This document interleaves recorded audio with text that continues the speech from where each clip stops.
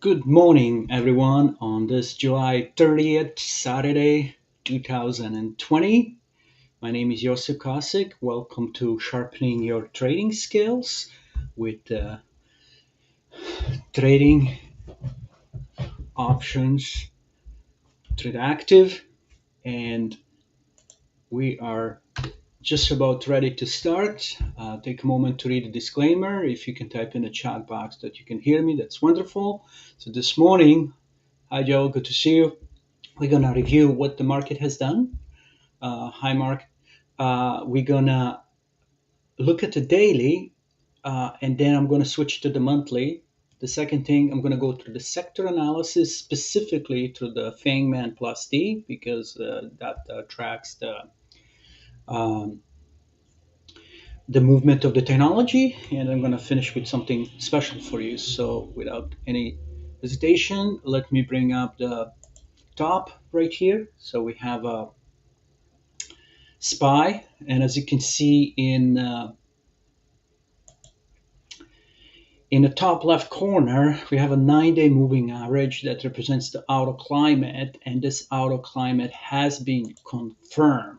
And as of now, WIX is low. Both calls and puts are decreasing. So that's mean historically the movements are way greater than what the market is currently pricing it. And that is quite surprising because for the last 22 years, I haven't quite seen this kind of thing. This is definitely something that we can exploit. And I'm going to talk about the expected move and what actually we can do with this kind of thing. So this move that has taken place on a S&P 500 has been quite uh, vertical. And the question becomes, is it sustainable? We had so many back-to-back bullish days with the multiple gaps below it that normally the pullback follows. Now, that doesn't mean that pullback needs to take place right away. It might actually last for another day or two, because currently we are up for several sessions, and you can see according to the standard deviation we can still go on for another session or two, right?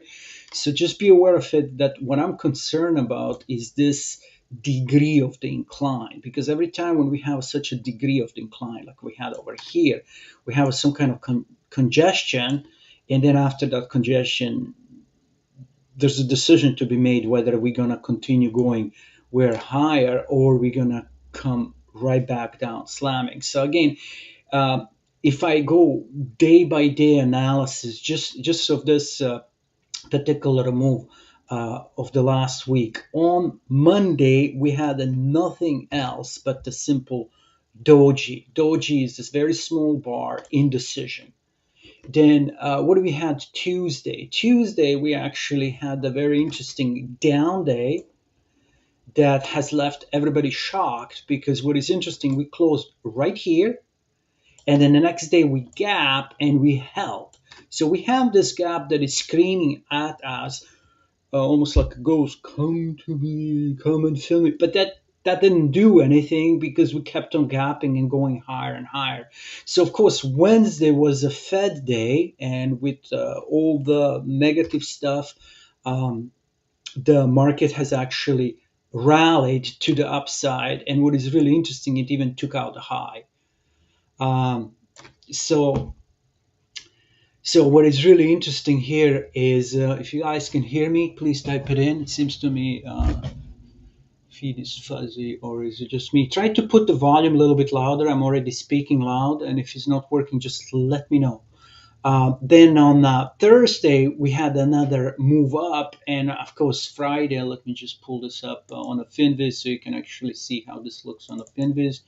When I pull it up, we had another interesting situation because we did gap up Friday. It was a tiny little gap, as you can see right here in this area, but that gap held. and it did not get filled. So as of now, we have multiple gaps below us, whether it's a S&P or it's a NASDAQ. And of course, going into the weekend in the last 10 minutes, there's always ton of little pullback, and that's across the board on all the major markets. And I know I'm not looking here at Russell, but even Russell had a little tiny pullback on it. So having said that, uh, what we are really looking at here, what happened on a Wednesday, because obviously Wednesday was that Fed day when they increased the interest rate, and logically you would anticipate that market would go down due to that news. I mean, it's maybe good for the banks, but not for average citizen. Okay, good. I'm glad that you were able to change this and that you're hearing me well. So that's good. So basically, next Fed meeting is about 8 weeks out, and only positive news uh, was that they said that they might not be as aggressive when that meeting comes in September. And based on that news, the market just rallies. So when you're literally looking like at the S&P 500, let me just switch this quickly to S&P 500. We had this amazing rip of the S&P 500. So pretty much 36, 39 all the way to the 41, let's say 30. That's like a $500 move in such a short period of time. And really, as I mentioned to you, the question becomes, is this kind of thing sustainable? So yesterday lesson that I did, it involved uh, placing the target that was I think I have here pulled up over here, information which is bringing up here. This is from a yesterday session. So we were targeting yesterday S&P at 4150, and because it was kind of like a 48.1%, not really directional bet because it will need to be over 50%, what we decided to do is to finance out of the money bull call spread involving 41.45 long call and 41.50 short call, with the bear call spread that was a $15 wide. So we took in 65 cents and we actually ponied up 45 cents. And if the things didn't work out, we would still make a $20. And as you can see yesterday, we did rally up to the 41.40, but we never went above it. And then the market pulled down and closed at 41.30. So when the market closed at 41.30, you're looking at this thing. Wow, had I just done the bull call spread by itself, it would be complete waste of money. Luckily, we placed this very wide bear call spread that financed with the $65, this $45 debit of the out of the money, and we were net up $20, which was enough to pay for that commission. So again, we have done that because we were looking at the chart at 4150 as a possible target. So that was a trade that was obvious to us on 55 minutes time frame. Yesterday in the morning, and as you can see over here when I pull it out, it still holds the truth. It still holds the truth. So we had that trade, and of course we didn't want to go too directional for a simple fact that this auto climate, with all the calculation that it does, it tells us that as of now the market is kind of not 100% directional, although we did gap up and moved up. So having said that, I will come back after I review the sectors and a bigger picture and a Fangman plus T. Back to the S&P 500, which is mother of all the products, and I'm going to be talking about expected move for the next week. So please stay tuned. I really want to emphasize that what is currently happening in the marketplace is, I would say, extraordinary.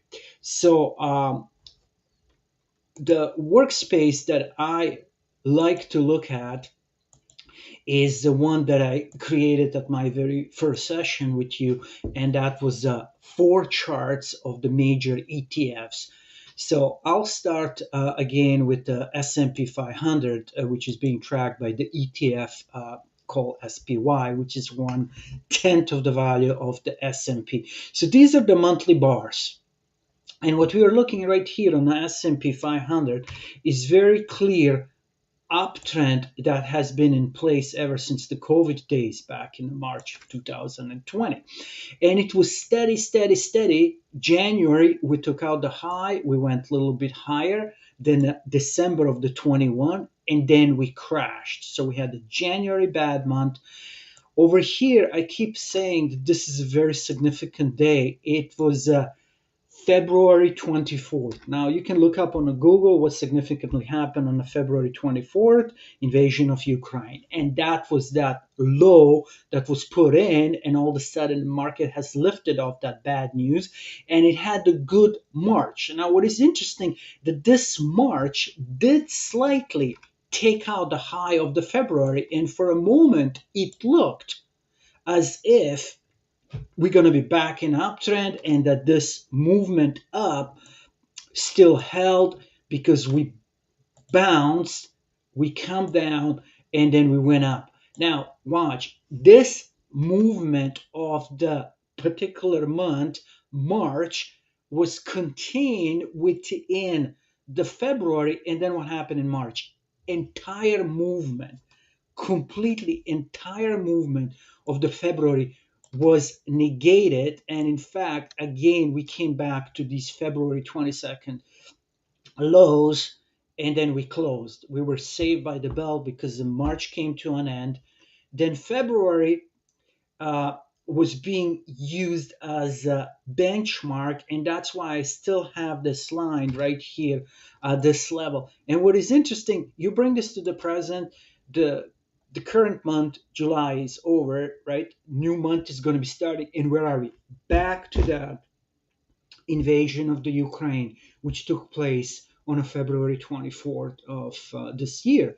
And we are right at it. So we really don't have a clear decision if we're going to go up, if we're going to go down. Now, if I'm looking right here, just from a perspective of this 2 month candle, we are still encapsulated within the previous month of June. So what's it going to be? Well, that's why we need to look at the deeper picture to figure it out.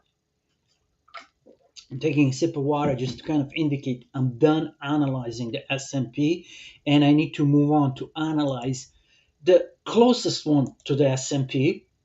So if the S&P is a father, then this would be a grandfather, right?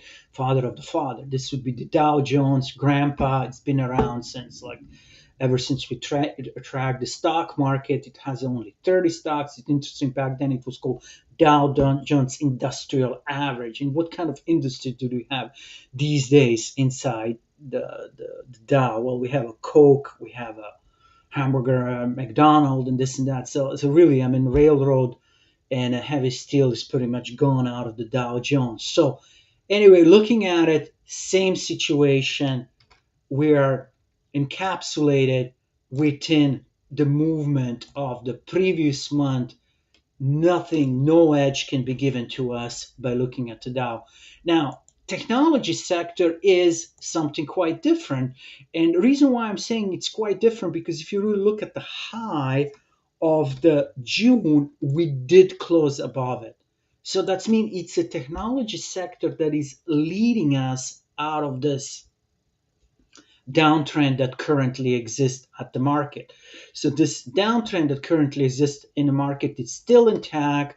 That February 24th is still very significant level, and we need to turn for help to the Russell 2000, because obviously Russell 2000 has the most stocks in it. And of course, they are smaller capitalization than anything else out there.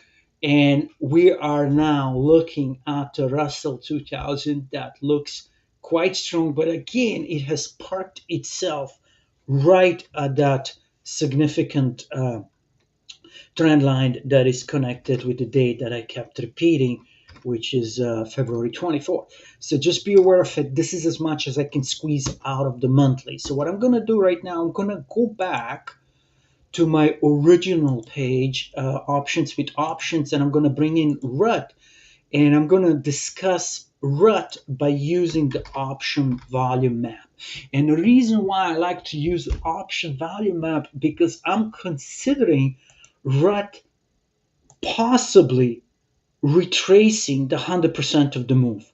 100% of the move would be right at this level around the 1933 and some change. So that would be this area where we were trading quite for some time, and then when we lost that area and we're really not far reaching that area again, we would be then saying, okay, we're going to have some congestion in this area. So we have one of the proprietary tool that is already being displayed on the chart, and that is, as you know, automated UFOs. But what I'm going to do right now, I'm going to add a study that I think it's underutilized. It's option value map. And when I pull up the option value map, I can do a number of things with it. So one of the things that I can do here is I can use a calculation mode either on an open interest or on a volume. But I want to use a volume because yesterday was, as you know, a bullish day. And what I'm going to do here in terms of the months out, I'm going to just ask for a 2 months out. And the reason why I'm asking for 2 months out, because I want to know what August and what September is going to be showing to me. Now, if you by any chance have left on a weekly, you ain't going to get any data because this volume map only populates if and only if you are showing the data for a daily. Now, there's a lot of information here that you can glean on, but be aware of it that right now there's probably just one area that is poking your eyes, and that area that is poking your eyes is this level of the 1880. This area of the 1880 has a lot of activity, and what is interesting, it has almost equal activity. So blue represents the call, red represents the puts, equal activities of the calls and the puts. So what does that mean? Well, right now I must use the one word. It's inconclusive. So really, I mean, we cannot glean market maker bias whether or not we're going to be thinking that the market maker thinks it's going to go up or it's going to go down. So what I think that I should do right now, and Mark, I think your question is going to get answered in a moment here, is that if I look at the XLK using the very same criteria, so I'm now pointing out to you that I have asked only for two sets of data.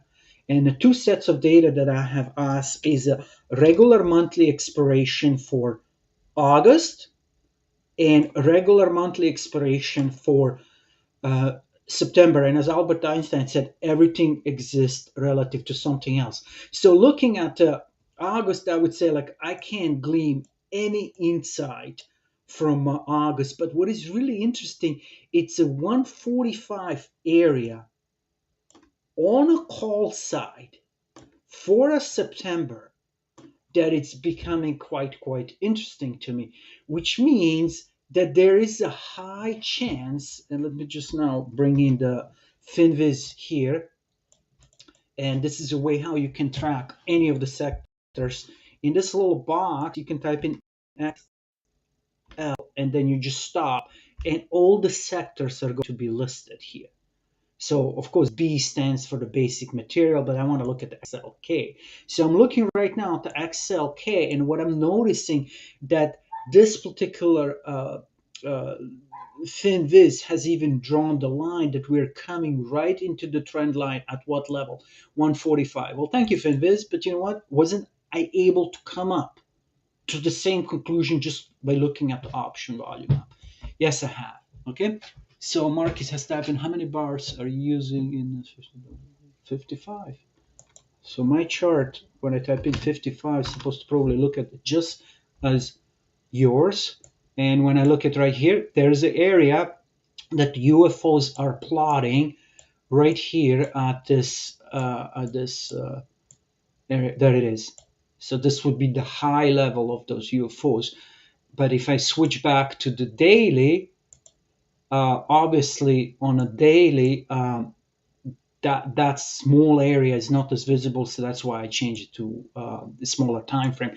So we can target technology up to the 145, but not any higher. And this is where I'm going to leave it on, because this one piece of information that I want you to be aware of it, and to take a snapshot here and share it with you, is that this is just for you to aware of it from everything that I'm throwing at you.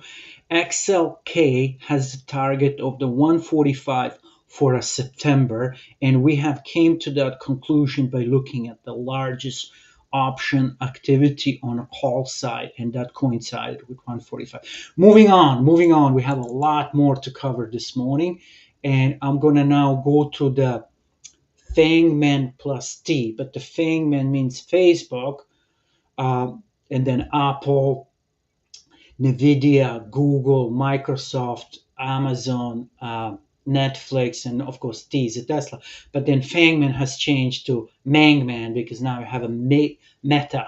And if I use for XLK here, Finviz, I want to show you Meta right here and ask you honestly, if somebody put a gun to your head and said find a trade, do you really feel that Facebook or a Meta platform has any screaming trade, either bullish or bearish? So I don't want to waste your time here on Saturday morning. So basically, I just want to say Meta has no trade. So I'm not going to even type it in here. I took time to prepare myself for this session, so I have started looking at the Meta, didn't find a trade. Apple, what is interesting, and I'm still using the volume, not to open interest, for looking at the Apple.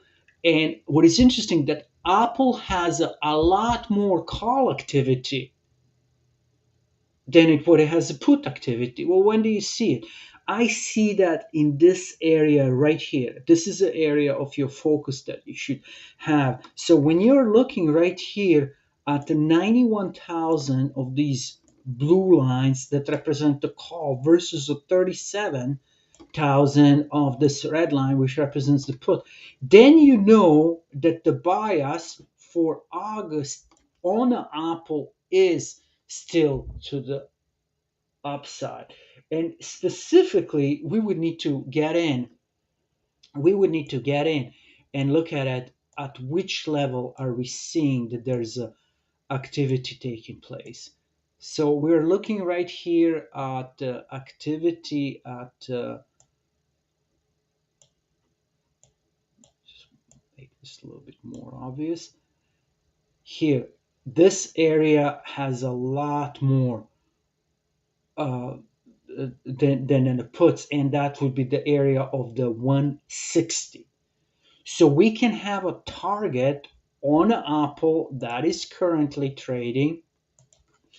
And if I want to be fair and bring up again the Finviz, it shows no trend line here, because what really happened here, there's almost too much, that we are at 162.50, right? So we had the gap up due to the earnings. We took out this area. We are above the gap. I personally would not touch right now Apple at all, because we're latecomers to it. We are latecomers. Let's see Nvidia. Is there anything different on a Nvidia? NVDA, right? Again, on the NVDA, what do we see? We see the activity at the money that is taking place. And there's one thing that that in technical analysis is called cup and handle, and this would be this particular situation. So this would be a cup with the rim, and this would be a handle. Usually when we break that area, we move up same amount to the upside. Same amount to the upside. Let me just see here if I can share with you this technical analysis cup and handle pattern that you can actually look at the Google. So what I did here on the Google, I simply went to the Google images and I typed in cup and handle. So it actually explains the technically how the cup and handle looks. So visually, you can imagine this is a cup with the rim, and here's the handle. And when we take out the top of the rim, then we usually go this kind of distance from the bottom of the cup to the top side. This is a conventional technical analysis 101. Nobody teaches that anymore. It's out there on Google for free. But what I'm trying to point out to you, that there is a possibility that the bottom of the cup, okay, can be projected to the top side, and that we might come where? Right into this level. And when I tie this up with everything that we have here, do you see the target of the 190 coincides also with this level right here? So there is a high chance, and the market maker is anticipating this move to take place by when? By September, or within the next 19 days? I would say within the next 19 days. So if there is going to be a bearish bet, it's going to take place in September, but not in August, because they are obviously looking at the possibly buying the 180 call, targeting the 190. So that would be something I'm just throwing in for you if you want to entertain that $10 possible activity. Of course, you would need to go to the option chain. You would need to select exactly August 19.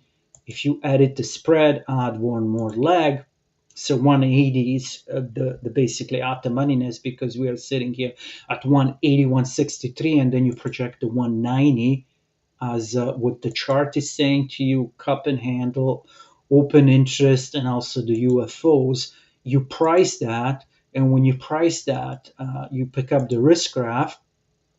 And on the risk graph, you just need to focus on this one area. And when you focus on this one area, what really happened here? This thing cost me. Okay, you know what? I would not do this call. It mathematically it doesn't price out right. So let's find a better trade. Nvidia was something that caught my eyes, but I don't want to do it unless I entertain this deeper, which is also a possibility. So I'm now editing the study.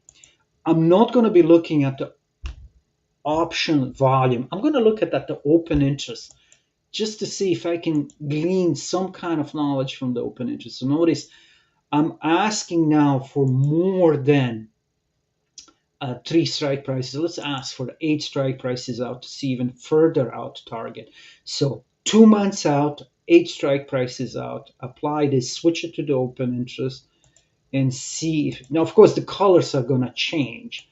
So now I have a lot more activity over here going on. And 200 level has a lot of activity for August 19. Does everybody see that? 200 level also has a lot of activity also for September. So perhaps if I would reprice that whole spread with the $200 target, that would have been probably a better choice. So again, Nvidia using the 180, I'm going to turn this into a bullish bull call. I'm going to just edit this to 200 right now instead of editing it to the previous strike price. I'm going to click add. So now this would cost me about $7, but my profit is going to be closer to $13. Now I kind of like that one way better than what we had earlier. So I'm risking okay, let me just snap this. If I snap this, it's going to be probably way easier for me to talk about this than if I just have it here crammed in that one convoluted area. So $715 to possibly make 1,200. That's a way better trade. So it wasn't a waste that we slow down here. And again, this was based also on this concept of the cup and handle. Please do be aware that in a conventional technical analysis, you need to measure how long this cup has been formed. So according to the chart of the open interest, they're anticipating that this move is going to happen within the 19 days. If you want to play safe, Well, this did happen. 1, 2, 3, 4, 5, 6, 7. This could play out. This cup has formed within a 6 day. This could play out. So this is a possible trade. Okay, let's move on to Google. So we're going through Fangman plus C, right? So we ordered to go to Facebook. We decided we passed. We looked at the Apple. We decided to pass. We looked at the NVIDIA now, and we are now looking at the Google. So I'm looking here at the Google, and be aware of it. I still have an open interest here that is being populated. And when I have an open interest here that is being populated with so many of the strike prices, is there a number that is maybe poking your eyes just by looking at it? Is there something here that is out of the money that is simply just screaming at you? Is it pick me, pick me? 120 is a possible target on Google. Let's see if the FinViz has drawn any of the lines for us. Yes, it has drawn the line that the downtrend was broken when? Yesterday, on Friday. And possibly we're going visually where? Right up to 20. Now, again, this is as much as you can glean out of the technical analysis for free right there using the Google. But here, when you pull up the Tradactive Option Planner, abbreviated as a top, you're confirming that there's definitely activity at that 120 that coincides also with the UFOs and with everything else. Well, how do you know that it coincides with UFO? You will need to drop this to the 55, but then I have two different studies, and the things get convoluted unless I simply click here, remove the option volume study, go down. Actually, I should type in 55 myself here and see if that is showing any UFOs. There it is, ladies and gentlemen. There's the UFOs right there at the 120. So if I need to now really select between a NVIDIA and a Google, I have about the equal kind of trade in terms of what it can happen with the target. I personally prefer NVIDIA a little bit more, but over here, do not be bullish anything beyond 120 on a Google. So one more time. Reason for Goog to be bullish. It broke the downtrend. It shows a huge activity on the both sides of the open interest and also of the volume for both September and for August. 120 is a target. If you want to place conservative, you could probably exit at 117.50. That is a valid strike price. I believe that it exists. We need to again re-verify this. So I'm switching back to the daily. I'm inserting again that study that in my opinion it's underutilized at this platform, which is option volume map. So I'm going to leave it on a volume map. I'm not going to be switching it to the open interest. I'm not going to show the 3 months. I personally find it's too much information, and then too much is just, yeah. And I'm looking at the 117.50 to see if there's any activity on 170.50. There's no activity on 170.50 on the volume. But if I would be clicking here, the pricing is not good either. So let me now just add it back to the open interest and keep my focus on a 117 rather than keeping the focus on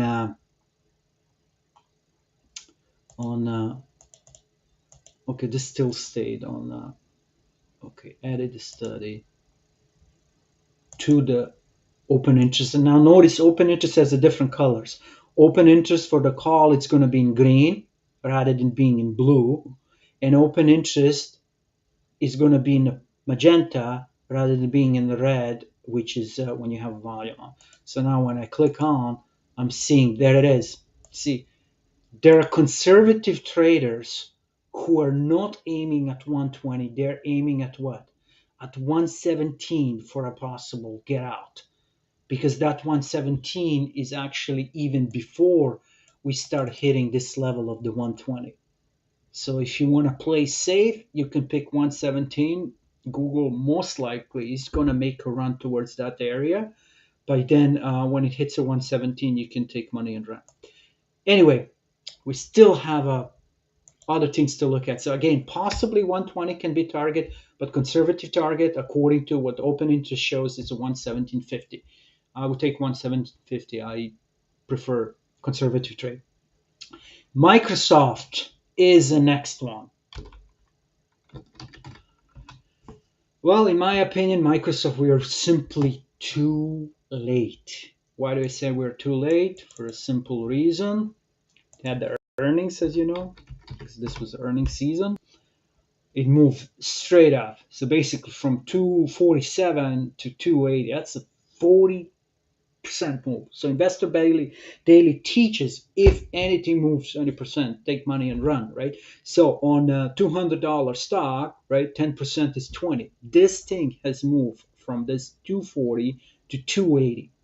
Obviously, that's a $40 move on a $200 stock, 20%. Too late. There's absolutely no trade. Well, still, tell me something about what you're looking at here. What I'm looking at here is, and I don't think I gave enough of the strike prices to show. You see, I kind of cut it out here only on the 3 strike prices. But if I go to 8, situation is going to change because I'm going to be able to see beyond 295.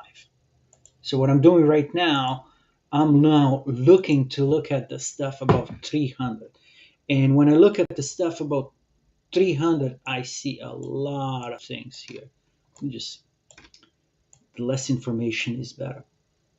The less information is better. Okay, so now I'm blocking a lot of things.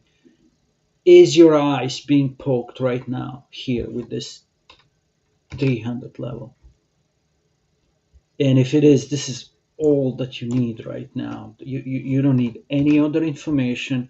Because the way how I build a target, some people say, okay, where I'm going to put the stop. I look at where's my target, and then I'm figuring out the stop.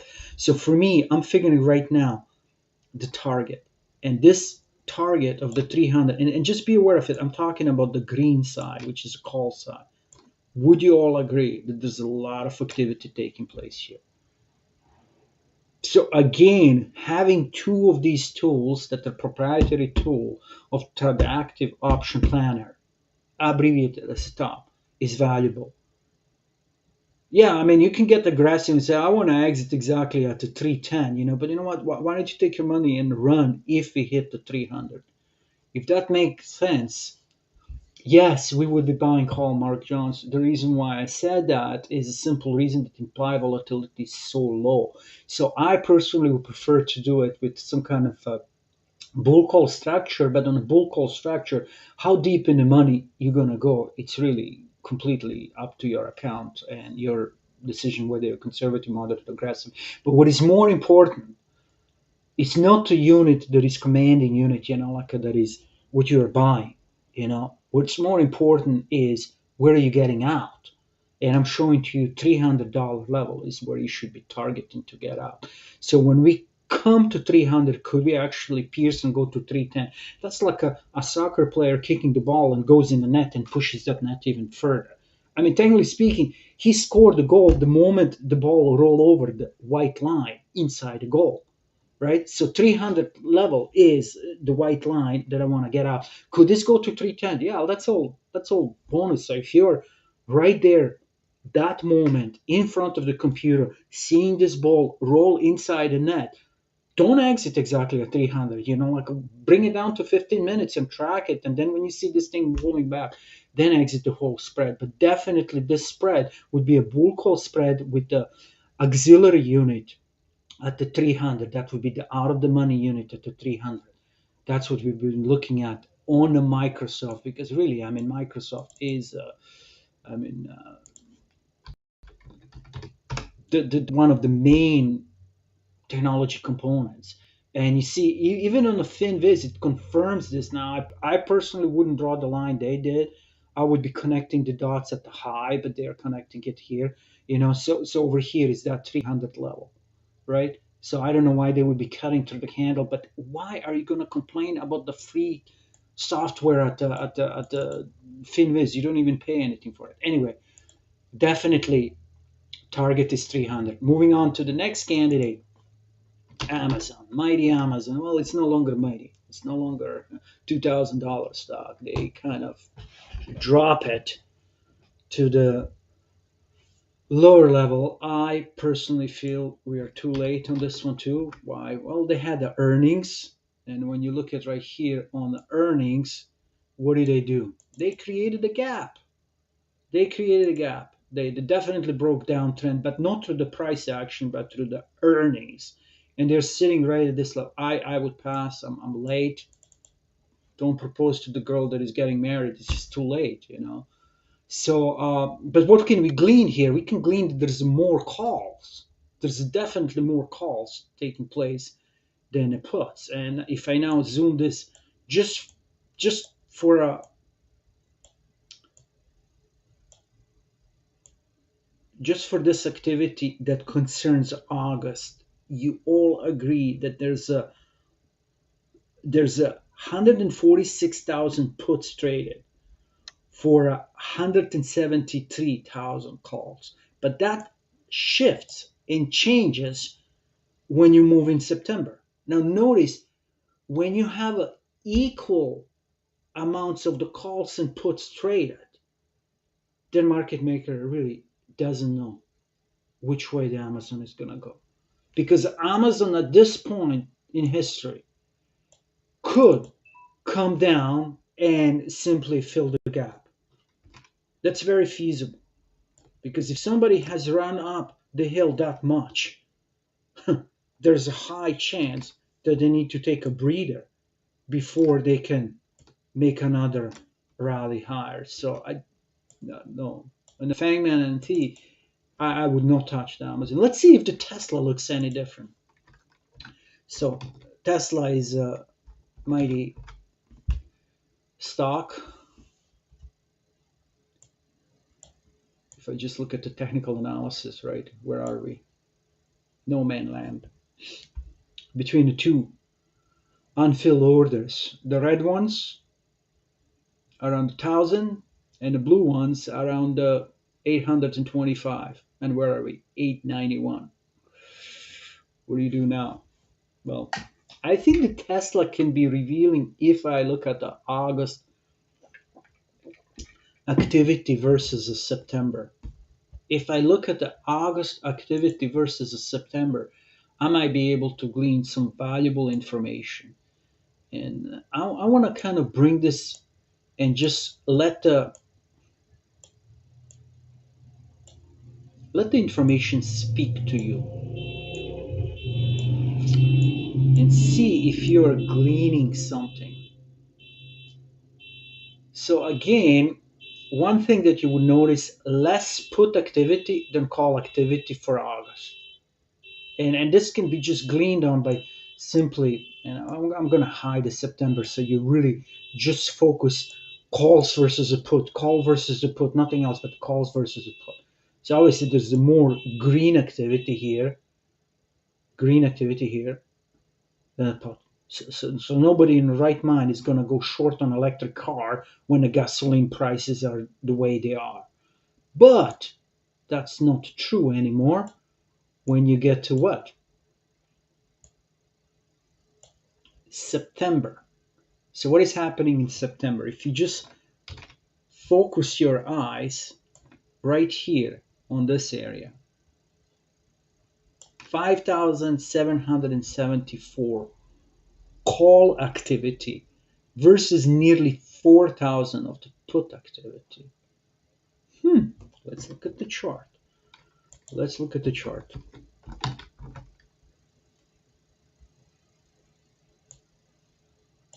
So what are we seeing here on the chart? When this commercial doesn't block me, that we're coming into the resistance, not at the 1,000, but at what? 955. 955. Well, you probably won't see that off the open interest because we will probably need to switch this. Actually, you do see it on open interest. Not at the 955, you see it at 950. So could it be these calls are part of the cover calls and these would be out of the money. These would be actually out of the money calls that they're selling at that level. And there's some hedging taking place here with the puts that they exit here, and they say, okay, now it's going to go down. But notice this is revealing for September. So this Tesla could still rally up. And then according to the current information that we are getting at the tail end of the July, there is a possibility for a Tesla to have some downward move. So I have done talking about these Amazon and Apple earnings, and be aware of it that normally during the earnings season, the front month volatility is higher than the back month activity. So what I want to do in this last 15 minutes is talk about expected move. And what is the expected move? Expected move of the S&P 500 would be nothing else but simply adding of the at-the-money call to the at-the-money put. Well, that's a mouthful right there. That's a mouthful right there. Let me just remove this because I'm done now talking about the option value map. Let's type in now SPX one more time here, and be aware of it that SPX is sitting right now at 41.30. So what I'm going to look at now, I'm going to look at the 41.30 call for August 1st at the ask, and I'm going to be looking at the 41.30 put at the ask, and I'm going to add it up, and I'm going to see how much is addition of these two calls and put equaling. So how do we do this? Very simple. We go in a chain. We have SPX here. I'll just jump in a edit spread because I personally think it's a faster thing than me complicating here any other way.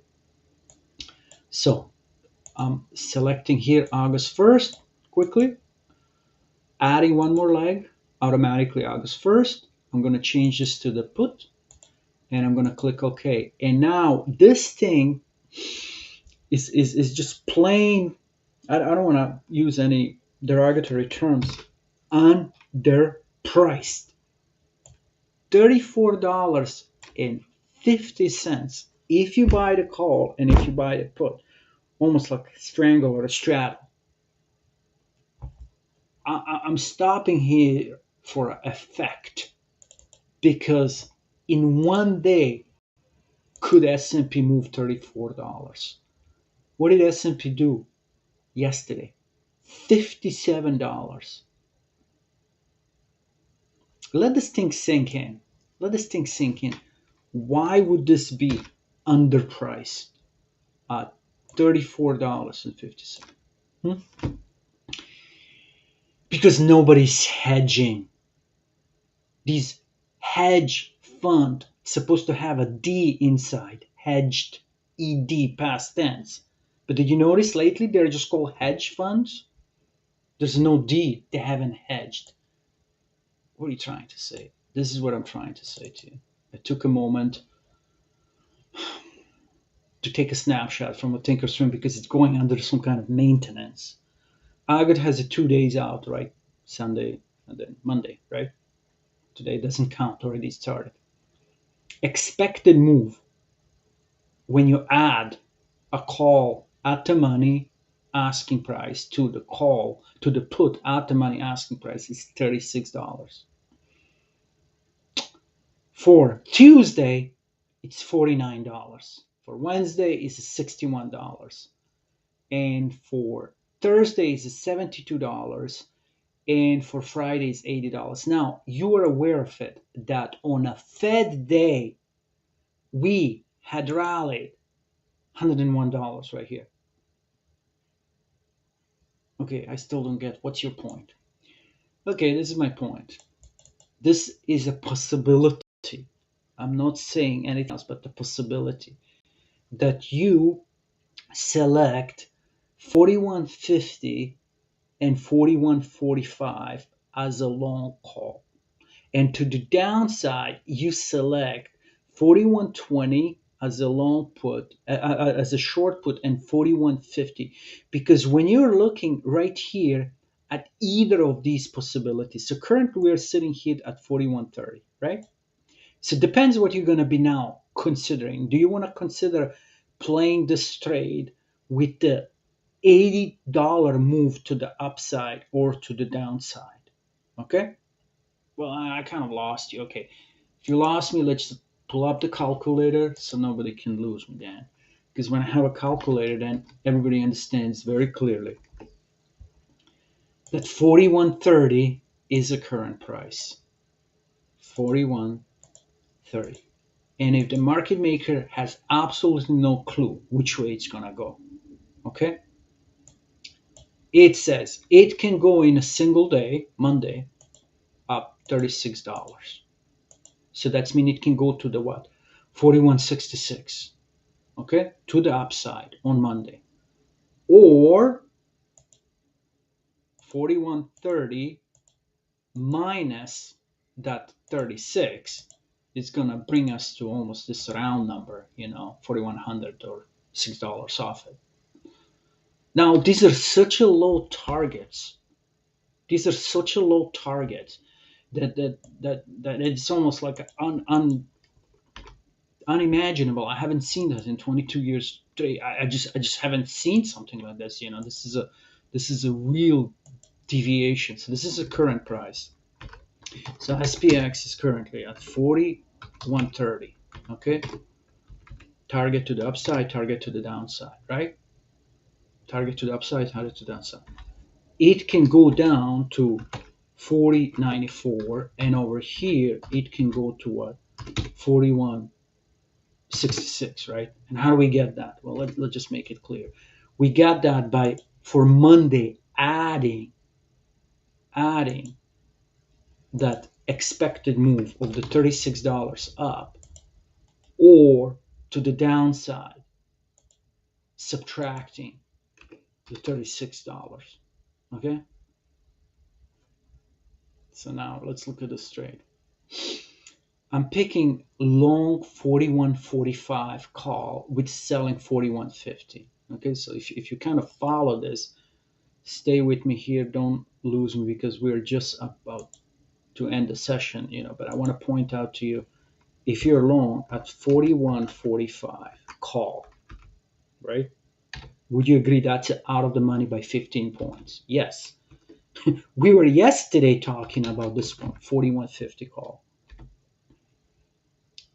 If we rally up and we hit this target 41.66, would this all be in the money? Yes, it would be. But what if I'm wrong? What if I'm wrong? Because this is a bull call. This is a bull call. Then could I lose money? Yes, because the spread is what? $5. This is a 5 points wide. So of course, I would need to subtract from it whatever the debit is, right? And I'll do that in a second, but be aware of it. What I'm thinking right now, and I have prepared this right here, to buy 41.20 put, targeting really, so this is now bear put. I should make this in the red. The reason why I want to make it in the red, so then you're aware of it, that's a bearish bet. So I'm buying 41.20 put. That really, it's only 10 points lower. It's only 10 points lower. And then selling the target 41.50 put. And that's also 5 point wide. But what is interesting, when I price this thing, it's at 440 for August 5th. For August 1st, it's at 360. Let's just sink in. What's the most that I can make on a $5 spread? $5 minus 360, that's a 140.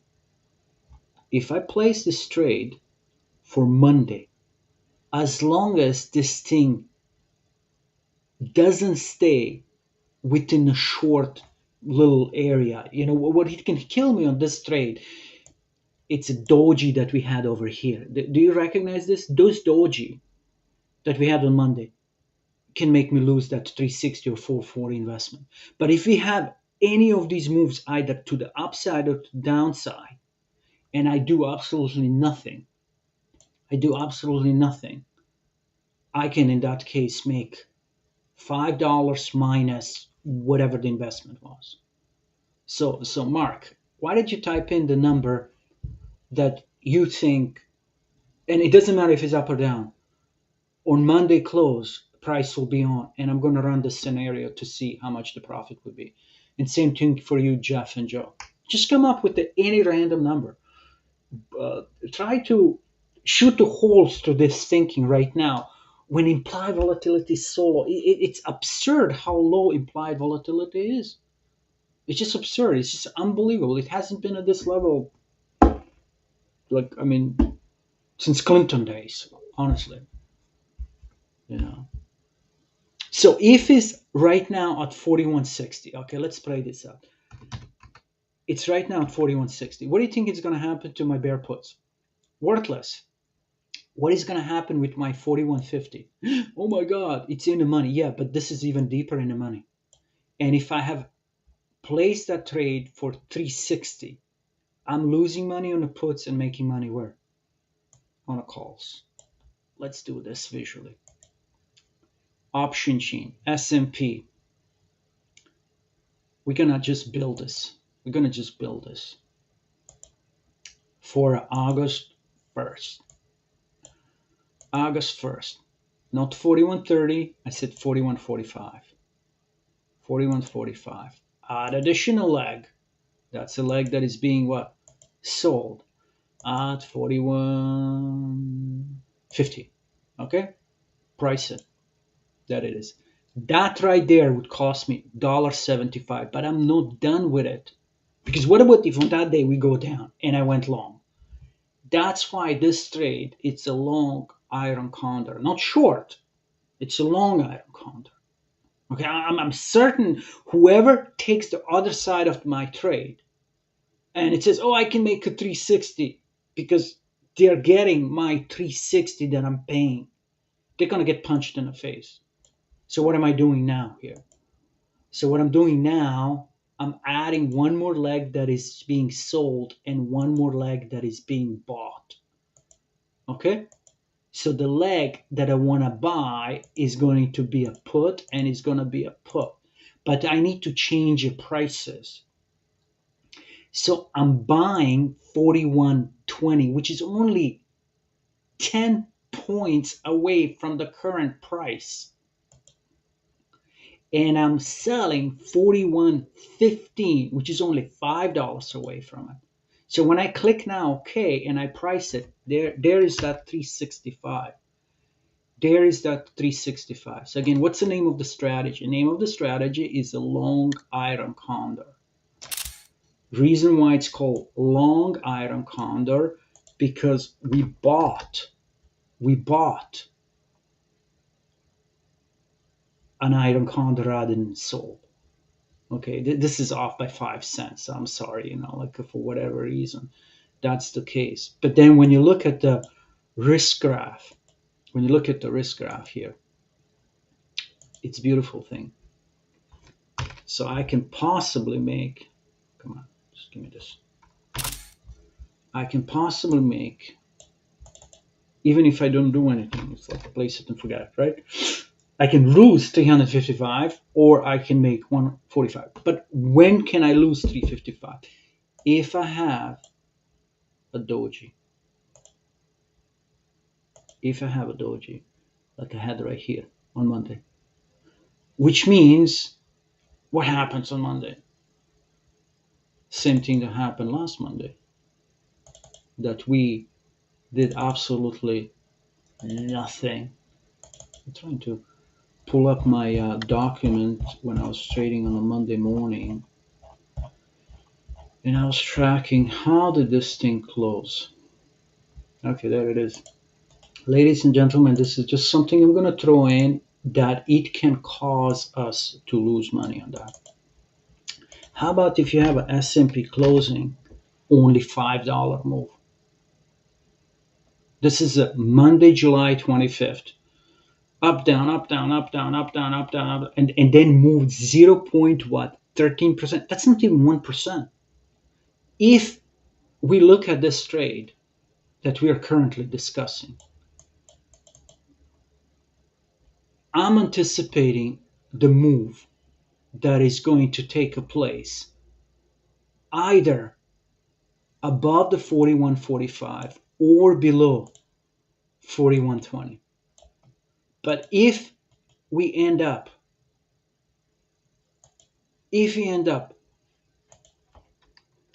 only at 41.35, then we are losers. If to the downside we drop, which is very possible, only to 41.25, then again we are losers. And do not discount the possibility of this. Do not. Because when somebody runs up the hill, there is a high chance that I need to take a breather. So, once again, thank you very much for attending this session. What did we do today? We talked about monthly chart and how significant that February 24th level is, which historically that's the day when Ukraine was invaded, and that still is in cards. Right now, nothing has changed. A lot of talk on the TV, but nothing has changed because that line needs to be crossed before we can say, okay, now we're back in the bullish. But when we park right at that level, right at that level, right at that level, oh, but the Dow is how many stocks? 30. So do you want to trust the one person contradicting three other ones and saying, oh, well, this person is saying the truth? Or do you want to trust the Russell 2000, reputable, 500, reputable, 100 technology, including Microsoft, or the some gambler right there, somebody. So be aware of it. This is a current situation. I'll highly suggest that you stay hedged with the D at the end. Don't go all bullish. Don't go all bearish. Nobody cares more about your money than you.